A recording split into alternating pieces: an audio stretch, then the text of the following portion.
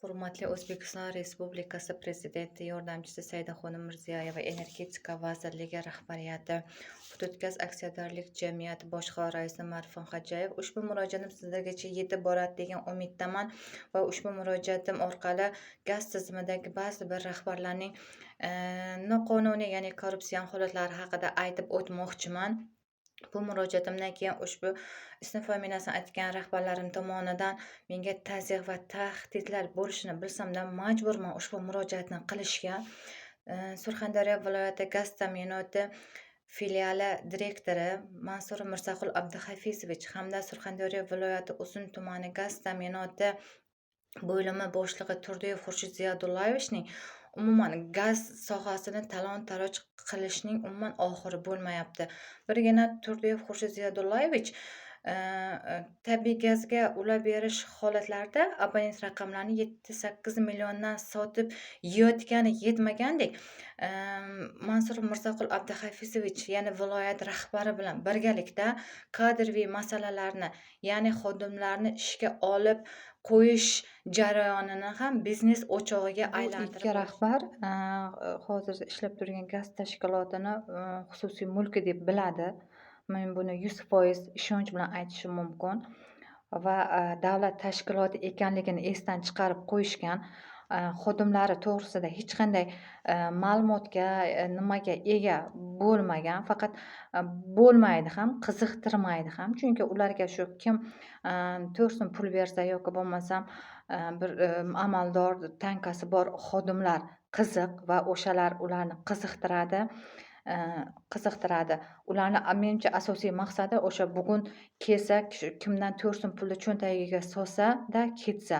Qolgan masalalar umuman yo'q, qiziqtirmaydi. 24-avgust oyida Hududgaz aksiyadorlik jamiyati boshqa raisi Marfon Xo'jayev tomonidan xizmat tekshiruvi o'tkazilganda Uzun tumani gaz ta'minoti bo'limida o'sha manfaatlar to'qnashuvini keltirib chiqarayotgan omillar, ya'ni ota-bola, aka-uka, opa-singil, amaki-jiyanlarni ishdan olish bo'yicha bayonnoma rasmiylashtirilgan bo'lib, bugungi kungacha hech bir xodim ishdan olinmadi.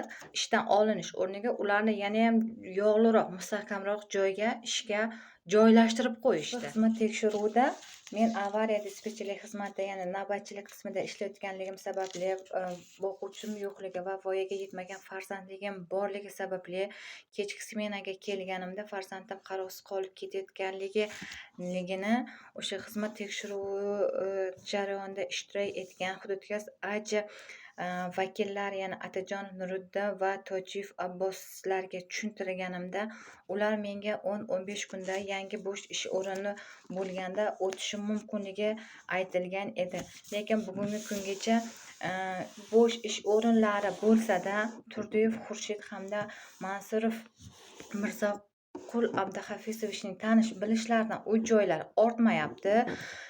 ortmayapti va meni shu kungacha hech kim eshitmay kelmoqda. Bu masala bo'yicha Hududgaz aksiyadorlik jamiyati boshqa raisi Xo'jayevga, Surxondaryo viloyati gaz ta'minoti filiali boshlig'i Mansurovga murojaat qilganimda, men ariza bilan murojaat qilganimda menga mana shuncha xat kelgan. Bu xatda meni ish stajim 3 yil bo'lishi kerakligi, internet resurslarida ishlay olmasligim va ma'lumotga ega emasligim haqida turli xil bo'xtonlar bilan shuncha menga javob xatlari kelgan.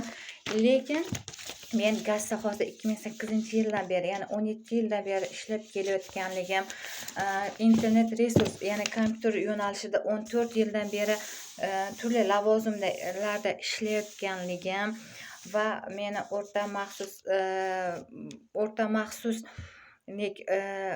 maxsus hamda hozirgi kunda universitet 4-kurs talabasi ekanligimni bilsa-da, menga bular turli xil bo'xtonlar bilan 3 yil stajga egasan, ma'lumoting yo'q, internet resurslarida ishlay olmaysan degan Mansurov tomonidan mana tasdiqlangan javob xatlari kelgan menga.